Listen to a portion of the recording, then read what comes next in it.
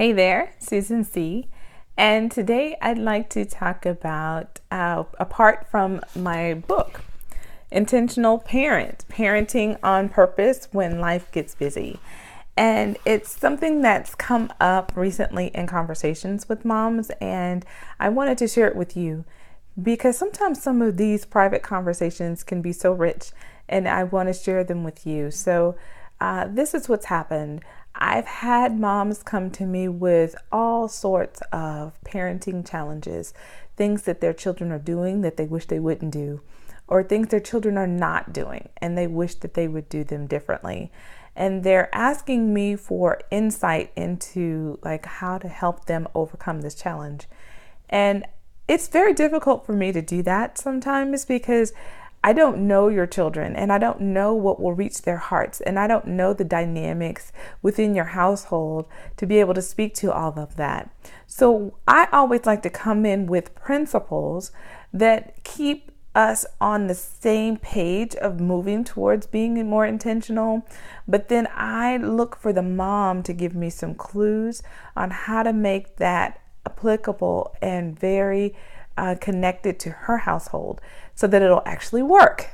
Because I trust that she's the one on the scene. Like, she knows the intimate details.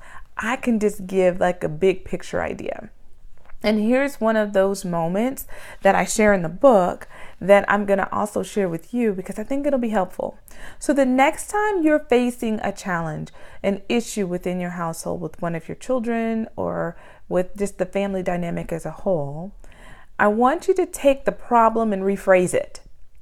Instead of phrasing like, we just have a real problem in this household of getting places on time, guys. Like, I know that we all know that we got to go to practice, and practice starts at 4. Yet, why do we consistently get there at 4:15 or 4:30, guys? We got to get better. Just giving this as an example, right? So instead of stating the problem, I want you to pull back and ask yourself this question. How can I be an intentional parent in this situation? What is this situation calling from me to be in this moment? What does my family need me to be? Do they need me to be more calm and relaxed? Do they need me to be more organized? Do they need me to be a reminder? Do they need me to cancel it and really give a strong response to this pattern so we can break the pattern? What is it that my family needs from me? How can I be more intentional in this moment? You see, what that does is it opens our minds bigger than saying, I can only see the problem. And it opens us up to come up with a solution. And in many times, a creative solution.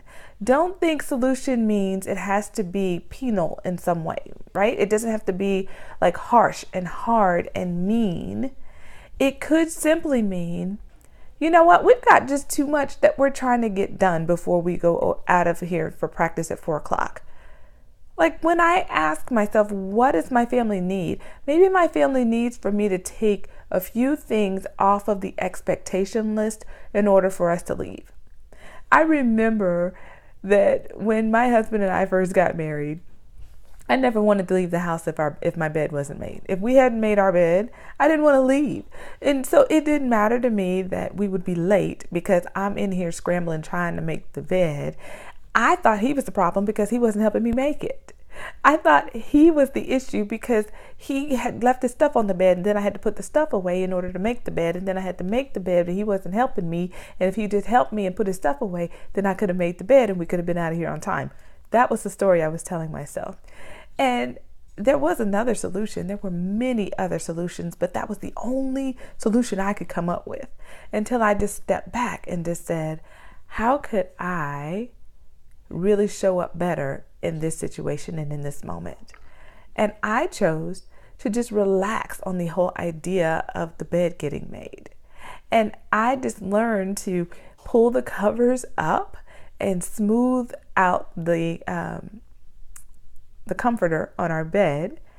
And I could call that good enough. I could always make the bed later, or I could always get up earlier and make the bed and give myself time to do that because it mattered to me. It was not something that mattered to him. And as moms, we have things that matter to us. And there are times when challenges come up for our household, and it's very easy to identify the problem. And right after we identify the problem, we want to identify the person who's responsible. We're like, you caused this, or it's your fault, or you're the issue or the problem.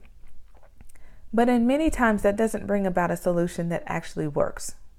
It may seem to work for a moment, but will it really work long term is the question.